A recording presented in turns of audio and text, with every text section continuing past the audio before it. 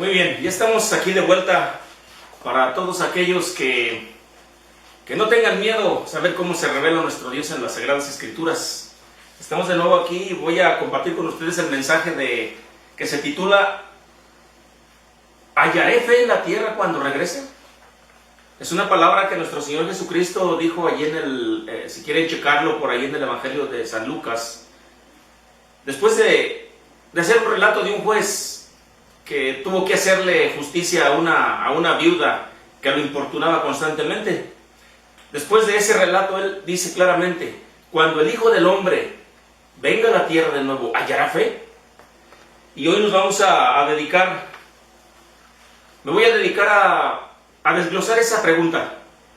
Esa pregunta hace muchísimos años que yo pensé que decía que si cuando él regresara iba a haber gente que creyera en Dios. Y yo decía, pues bastante persona va a creer en Dios, porque hoy en día hay millones y millones que creen en Dios. Eso es lo que yo pensaba. Y también hay que aumentarle lo que decían los predicadores en ese tiempo, que antes de la venida del Señor habrá grandes avivamientos. Habrá un derramamiento del Espíritu Santo antes de que Cristo venga. Y habrá muchísimos convertidos al Señor. Eso es lo que yo pensaba, y porque eso es lo que realmente decían los predicadores. Pero realmente, ¿será eso a lo que el Señor se refiere? Ciertamente hay millones y millones de personas que creen en Dios. Hay millones. Pero entre esos millones hay rateros que creen en Dios. Hay narcotraficantes que creen en Dios. Hay borrachos que creen en Dios.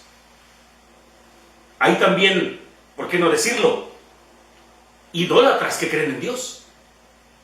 Y vaya que si nos dirigimos aquí con la palabra idólatra, en la religión se le ha dado muchas vueltas al asunto para tratar de justificar, dizque la veneración a determinados personajes que ni siquiera conocen, y esos personajes ni siquiera conocieron a esta sociedad. Pero ellos le dan vueltas al asunto y tratan de justificar su idolatría. De hecho, ayer por aquí y en muchas partes de aquí de la República, fue un día oficial, el 28 de octubre, la celebración a un patrono, un apóstol. Yo creo que sabemos a quién nos estamos refiriendo. Y si uno le pregunta qué es idolatría, dicen claramente que no es idolatría, a pesar de todo lo que hacen, muestra claramente idolatría. Y si le preguntáramos a aquellas personas que organizan esto, o a quien justifica esta celebración, este festejo, esta veneración a este apóstol, si le preguntáramos, oye, ¿y este apóstol al que le estás tú venerando, está haciendo esta fiesta, te está viendo y te está escuchando? Si dijeran que no, le diríamos, pues entonces ¿qué caso tiene que estés haciendo una veneración si no te escucha ni te ve? Y seguramente dirán que sí. Aquí entra otro problema más grave. Si este apóstol te está viendo y te está escuchando, tiene que estar viendo y escuchando a la comunidad que está a 10 kilómetros de aquí, o al otro municipio que está lejos de aquí. Tiene que escuchar a los que están festejando en Comonfort, los que están festejando en Pénjamo, los que están festejando en otro estado, acá en Querétaro, los que están festejando en Michoacán. Pero para que haga eso, tiene que tener el atributo que Dios tiene, que es la omnipresencia. Y sabemos que la omnipresencia es un atributo exclusivo de Dios. Entonces, si dicen que sí los está viendo y los está escuchando este apóstol, entonces están hablando de otro Dios. Porque el atributo de la omnipresencia es exclusivo de Dios. Como ven ustedes, por más que le den vuelta, hay idólatras que creen en Dios. Hay adúlteros que creen en Dios. Y hay un tema bastante grave respecto a esto, porque ya no solamente dentro de la religión se cree en Dios, sino dentro del cristianismo se está cumpliendo claramente lo que dice nuestro Señor Jesucristo, como en los días de Noé, donde la gente se casaba y se daba en casamiento, y nosotros los cristianos se lo atribuíamos a la religión, y ahora ciertamente dentro del cristianismo está sucediendo eso. Cristianos que se casan y se dan en casamiento. ¿Qué significa esto? Que tienen una pareja y luego van y tienen otra con la justificación, como dice la sociedad, buscando su felicidad. Ya después trataré este asunto un poco más a fondo. Pero eso es adulterio. Eso es adulterio aquí y en todas partes, y de acuerdo a la palabra de Dios. Bien, entonces no significa eso, no significa realmente eso lo que nuestro Señor Jesucristo preguntó. Cuando el Hijo del Hombre regrese a la tierra, ¿hallará fe? No es que si hallará a alguien que cree en Dios, porque ya vimos que muchas personas creen en Dios. Los que asesinan creen en Dios. Claro, a fin de cuentas, con una simple ceremonia a un ladrón, un adúltero, un ratero, un borracho, con una simple ceremonia y listo, se solucionó el problema. Pero él cree en Dios. Aunque haya violentado todos los mandamientos de nuestro Dios, él cree en Dios. No es por allí la pregunta que es nuestro Señor Jesucristo. No es la pregunta de que si habrá gente que cree en Dios cuando Él venga. No es por ahí. ¿Qué quiso decir entonces nuestro Señor?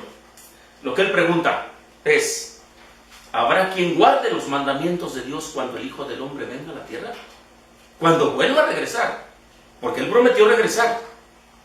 ¿Cuándo? No sabemos el día ni la hora. Pero dice cuando regrese el Hijo del Hombre a la tierra de nuevo, ¿hallará fe? Es decir, ¿encontrará personas que guarden sus mandamientos? Porque solo los que guardan los mandamientos de Dios son los que le aman. Los demás no. Los demás dicen creer en Dios, pero están violentando los mandamientos constantemente. El adulterio es uno de los mandamientos. El robar es uno de los mandamientos. Pero creen en Dios.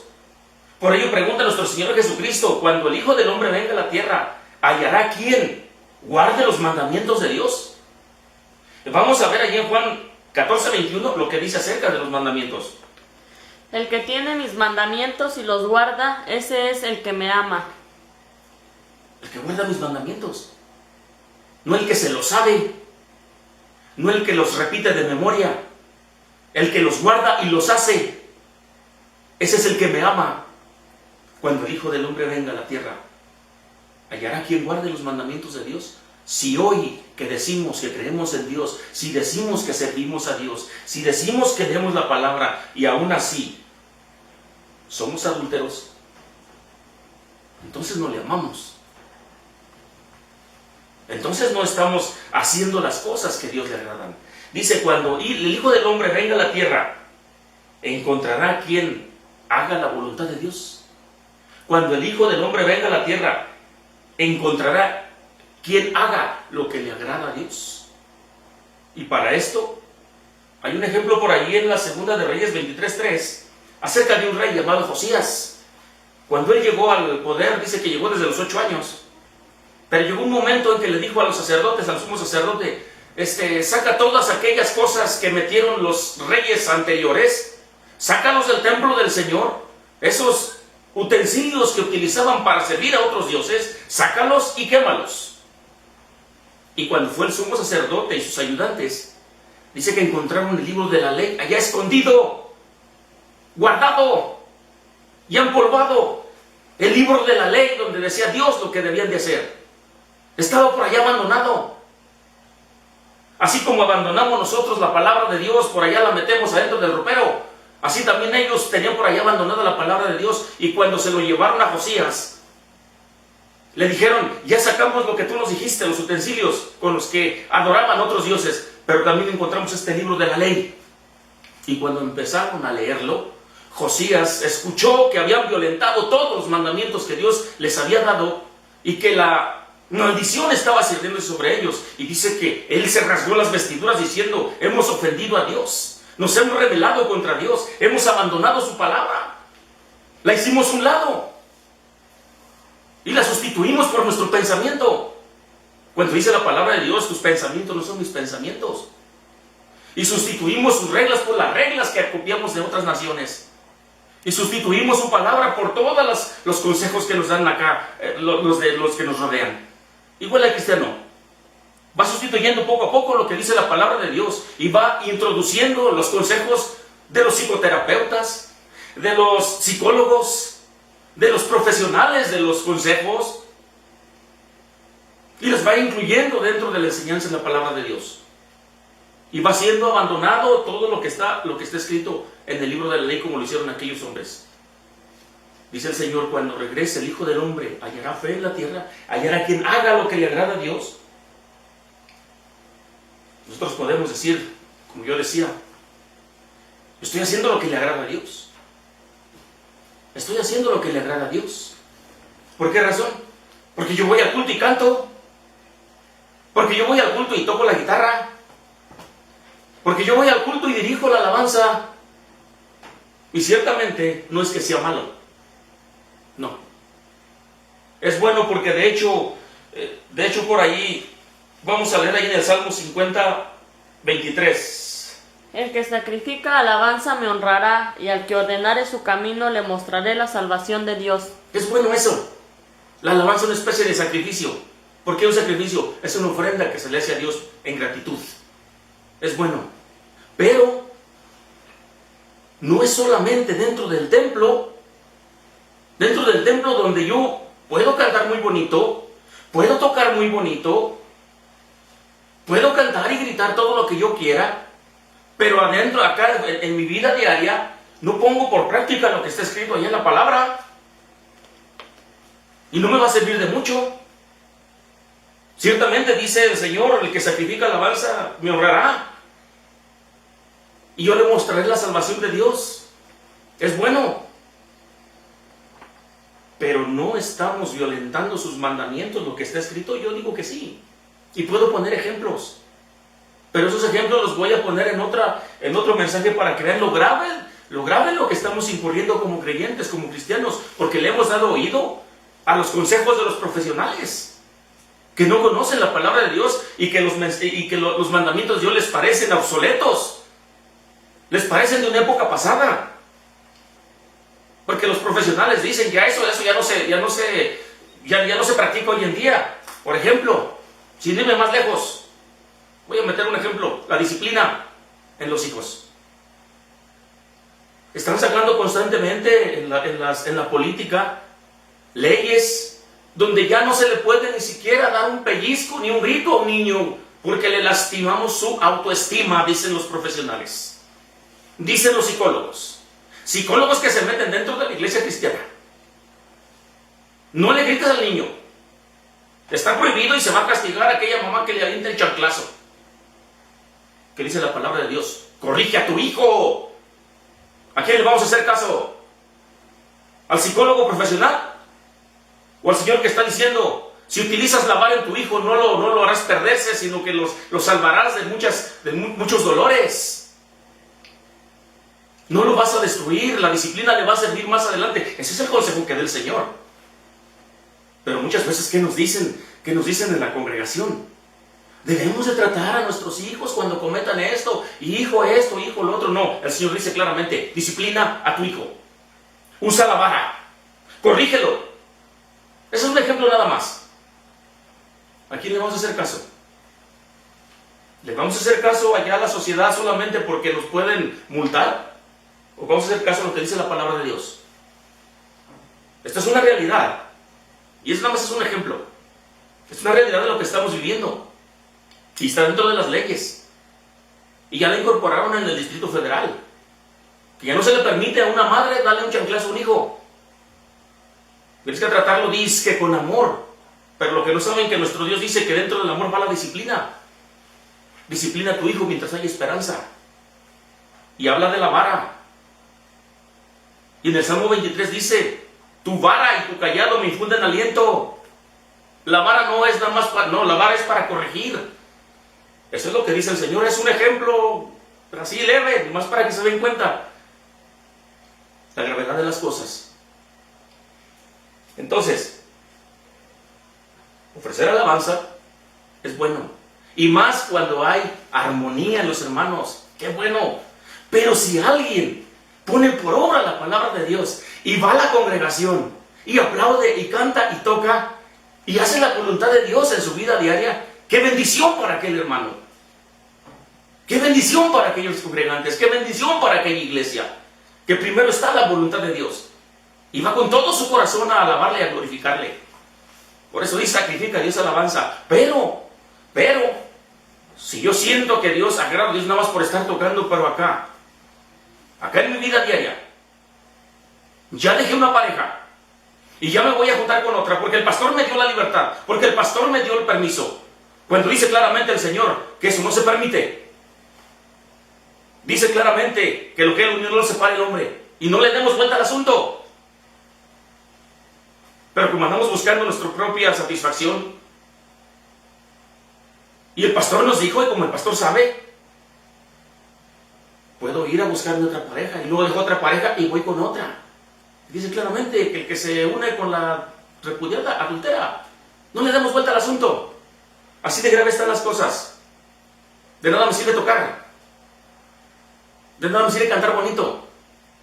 De nada me sirve dirigir la alabanza y ser muy elocuente allí enfrente, si no estoy haciendo la voluntad de Dios. ¿Y por qué razón? Por esto, vamos a ver en 1 de Samuel 15:22 para darnos cuenta de esto. Y Samuel dijo: se complace Dios tanto en los holocaustos y víctimas como en que se obedezca su palabra. Ciertamente el obedecer es mejor que los sacrificios y el prestar atención que la grosura de los carneros. Esto lo podemos cotejar ahí en el primer libro de Samuel, capítulo 15. Ahí, Dios le dio una indicación a Saúl. Ve y destruye todo. Acaba con todo. Destruye todo de X pueblo. Después podemos hablar acerca de eso. Porque se ponen ahí a preguntarse cómo es posible que Dios es un asesino que mande matar. Después podemos hablar de eso. Pero ahorita el asunto que nos compete es, le dio una indicación a Saúl. Acaba con todo. Animales, mujeres, niños y al rey, todo. Parejo. Y va Saúl y casi acaba con aquel pueblo, pero le pareció bien, porque vio unos animales muy gordos, vio unas vacas preciosas, vio otros animales muy excelentes. Y para colmo dejó al rey vivo y se los llevó a Israel. Cuando Dios manda a Samuel, le dice Samuel a Saúl: ¿hiciste lo que Dios te dijo? Saúl le dice: sí. Y entonces, ¿qué es ese ruido de animales que oigo? Ah, mira, es que nosotros pensamos, como vimos a los animales muy bonitos, pensamos sacrificárselos al Señor tu Dios, porque hasta eso dice. Ya no dice a nuestro Dios, no. Trajimos para hacerle ofrenda al Señor tu Dios. Y allí es donde responde de nuevo. Vamos a leer, vamos a escuchar de vuelta. Y Samuel dijo: se complace Dios tanto en los holocaustos y víctimas como en que se obedezca su palabra. Ciertamente el obedecer es mejor que los sacrificios y el prestar atención que la grosura de los carneros. Eso echa por tierra toda nuestra vanidad de que soy un excelente músico, de que soy un excelente cantante, puedo hasta componer música. Y ciertamente la alabanza, vuelvo a repetir, dice aquí claramente que es un sacrificio, porque es una ofrenda. Es un sacrificio. Y dice el Señor a través de Samuel: se agrada tanto Dios de los sacrificios como que se obedezca a su palabra. Se agrada más Dios de que yo le estoy tocando y magistralmente allí con la guitarra o con la batería. Se agrada tanto como que se obedezca a su palabra. Ciertamente obedecer es mejor que cualquier sacrificio. Si usted a lo mejor no canta, a lo mejor no dirige, a lo mejor, pero usted obedece la palabra, es mejor todavía. Es mejor que todo. Y vamos a ver, casi termino con esto. ¿Cuál es el anhelo de Dios? ¿Cuál es el anhelo de Dios? En Deuteronomio 5:29. ¿Quién diera que tuviesen tal corazón, que me temiesen y guardasen todos los días todos mis mandamientos, para que a aquellos y a sus hijos les fuese bien para siempre? ¿Quién diera? Es un anhelo de Dios. Esa palabra a mí me pega, a mí me llega. Incluso hasta me lastima. Que Dios mismo, que no nos necesita, tenga un anhelo. ¿Quién diera que guardaran mis mandamientos para que les vaya bien? Porque incluso dice: yo no quiero el mal para ustedes, yo no quiero la muerte del malvado. ¿Quién diera que guardara mis mandamientos para que les vaya bien? Hasta eso Dios es tan bueno y tan misericordioso que dice: ¿quién diera que guardaran mis mandamientos para que les vaya bien a ellos y a sus hijos? Ojalá los guardaran, los valoraran. Podemos pedirle a Dios, ustedes que me escuchan, pidámosle a Dios ese amor por su palabra, ese amor por sus mandamientos, esa satisfacción que nos dé, más que el tocar un instrumento, nos dé la satisfacción, mucho más que cantar, nos dé la satisfacción de haber hecho lo que su palabra dice. Y con esto termino. Que tengamos en cuenta que primero está el obedecer. Primero está el obedecer antes que cualquier sacrificio. Eso es lo que espera de su pueblo. Y eso es lo que Cristo quisiera encontrar. Alguien que ame la palabra de Dios, que haga lo que le agrada a Dios, que guarde sus mandamientos. Dios les guarde.